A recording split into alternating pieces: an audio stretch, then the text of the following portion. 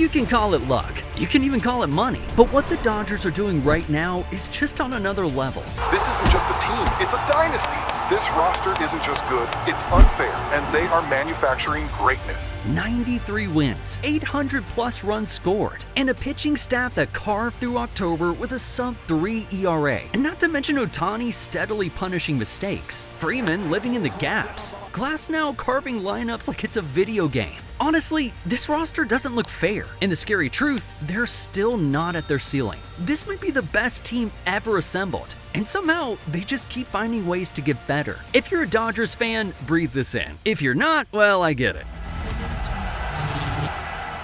You ever watch a team and just think, yeah, they cracked the code? That's the Dodgers right now. 93 wins, top of the NL again. A run differential of over positive 130. They didn't just beat teams, they smothered them. This season kind of felt like a masterclass in balance. 800 plus runs scored. A team ERA of 3.95. The bats and arms moving in perfect sync. I mean, when you're that complete, the rest of the league starts praying for bad luck. But luck didn't build this. Precision did. Just look at Tyler Glasnow. The guy's pitching like a machine programmed to embarrass hitters. 3.19 ERA, 1.10 WHIP. And in the postseason, he's been almost untouchable. Then you got Yoshinobu Yamamoto, a rookie acting like he's been here for 10 years. 12 wins, 2.49 ERA, 201 strikeouts. It's unreal. And Shohei, people call him the face of the Dodgers, which is actually pretty spot on. But he's way more than that. He's the pulse of the team. 282 average, 55 homers, 102 RBI, a ridiculous 1,014 OPS. Yeah, he cooled off for a stretch in October, but he then exploded again in the NLCS. 3 home runs, 10 strikeouts on the mound, one night. And this was one message. This is his league now. Freddie Freeman's been the steady heartbeat, hitting .295 with 24 home runs and an .869 OPS. Mookie Betts, well, maybe not peak Mookie, but he still found ways to matter with his defense, base running, and clutch hits when it counts. Even the bullpen story is something else now. They are not giving up the fight. They are staying in this. They are still cheering on the team in the next game on Friday. They went from blowing 27 saves in the regular season to locking teams down in October.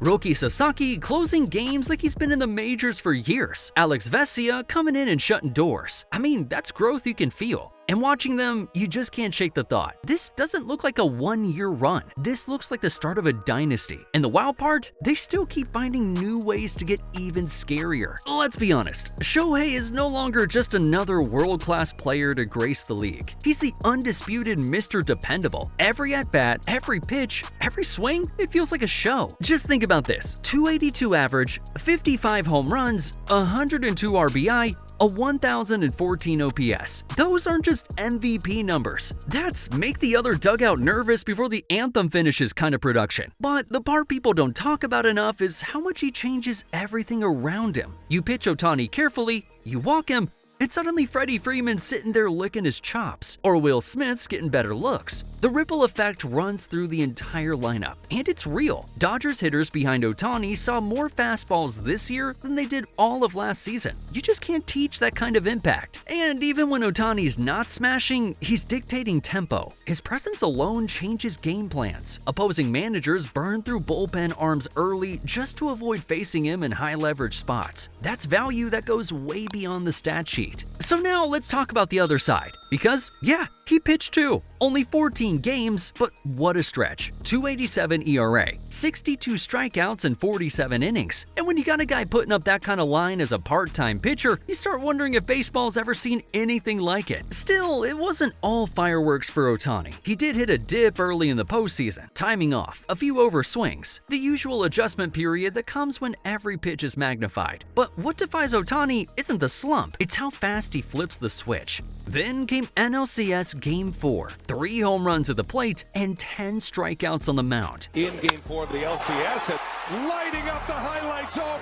Ohtani did it again! Just let that sink in. No one in MLB history had ever done that before. The Dodgers swept Milwaukee that night, and Ohtani walked off the field grinning like a kid who just broke baseball. That game alone might have been the turning point for the postseason. I mean, you could feel it. The dugout loosened up. Freeman was laughing again. Glasnow was hyped. it wasn't just another win. It was a statement that the Dodgers could take a punch, reset, and still look unstoppable. And maybe that's Ohtani's real superpower. Not just the numbers, not the highlight reels, but the calm he brings. He's never panicked, never rushed. When he's in the lineup, there's this quiet confidence. Like the whole team knows, we've got the guy. And honestly, with Ohtani playing like this, it's starting to feel less like a season and more like the start of an era. The Dodgers aren't a one-man show. They're a collection of guys who'd be the best player on half the teams in the league. Let's start with Freddie. The guy's the definition of reliability. Every season, same story. Smooth swing, calm presence, and impossible to rattle. He hit .295 this year with 24 home runs and an .869 OPS. But it's not just the numbers, it's the moments. In Game 2 of the NLCS, with 2 on and 1 out, Freeman fought off 7 pitches before lining a single into right to tie the game. Freeman sends a fly ball to strikes me. Freeman has ended it. That's just who he is. And then there's Mookie. His season wasn't his flashiest, but you still couldn't take your eyes off him. .258 average, 20 homers, and steady leadership every single night. Mookie plays defense like it's personal. The range, the roots, the throws. The dude's everywhere. And when he's on base, he's absolute chaos.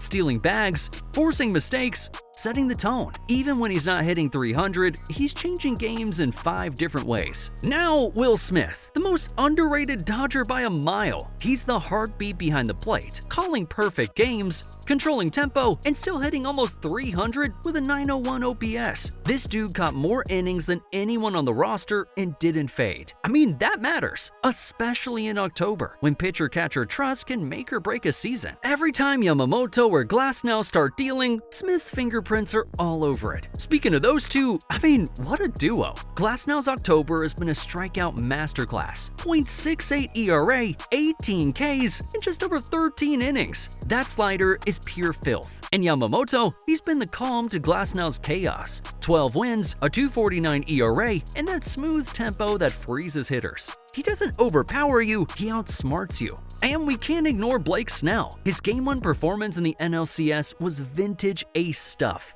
8 shutout innings, 10 strikeouts, and pure control from first pitch to last. And reminded everyone that this rotation isn't just deep, it's dominant from top to bottom. Then there's the glue, guys who don't get the headlines but win ball games. Alex Vesia with a .302 ERA and zero fear in high-leverage spots. Now, here's the thing about calling a team a dynasty. The word gets tossed around way too easily. You win 1 ring and suddenly people are whispering it. 2 good seasons in a row and Twitter's already throwing the D word around. For the Dodgers, they got receipts. They've been at this for a decade, and right now, they might be putting together the greatest run of sustained excellence baseball's ever seen. So let's define it properly. A dynasty today isn't just about stacking trophies. The game's changed. You got a 30-team league, expanded playoffs, travel, analytics, and randomness. To dominate now, you gotta win in chaos. You gotta survive 162 games, get hot at the right time, and still have enough left to close it out. The modern standard is consistency. Multiple pennants, rings in a high-variance playoff era, 95-plus wins every year,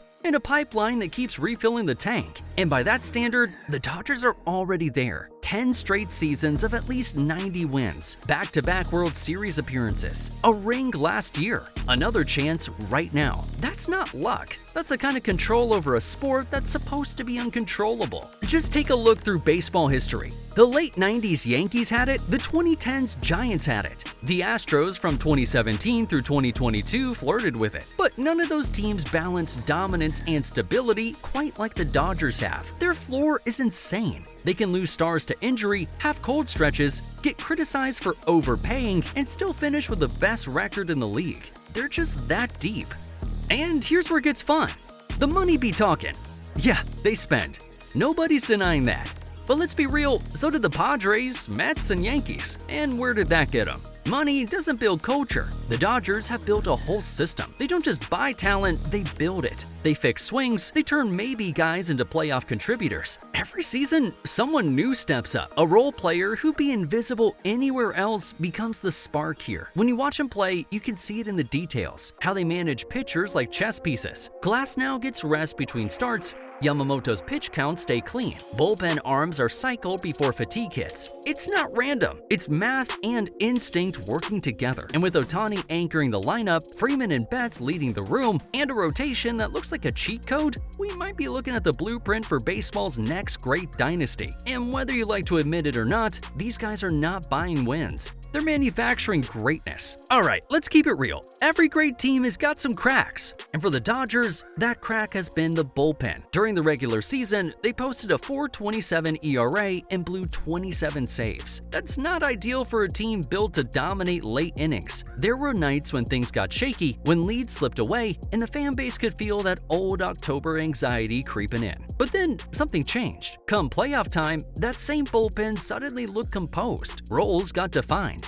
Matchups were sharper. Alex Vesia became the go-to guy for chaos outs. Roki Sasaki started closing games like he was born for October, and the trust in the back end finally clicked. It wasn't luck, it was strategy. The Dodgers stopped mixing and matching every inning and just let their best arms breathe. The offense had its wobbles too. I mean, when Ohtani went quiet early in the postseason, things got kinda tense. But that's where Freeman, Smith, and even the bench bats showed what makes this lineup dangerous. Health is also always the wild card with any team. October can break even the toughest rosters, but the Dodgers shrink that risk by controlling every variable they can. Defensive positioning, pitch design, base running, every little thing tilts the odds their way. Sometimes you can just feel it. The 98 Yankees had it. The 16 Cubs had it. That electricity. That sense that you're watching something that'll be replayed decades from now. And right now, the Dodgers have that same pulse. This isn't just another dominant season. Ohtani's rewriting the record books. Freeman setting the standard. Glasnow and Yamamoto are redefining what dominance looks like. Every piece of this roster fits perfectly, like it was built in a lab for October baseball. And yeah, the rest of the league is going to talk about payrolls, luck, or timing. But when you're this consistent, it stops being a coincidence. Because the scary truth, the Dodgers aren't chasing history anymore. They're making it. And if they finish the job again, this is not just a hot streak. It's a dynasty being built in real time. This is GOAT status.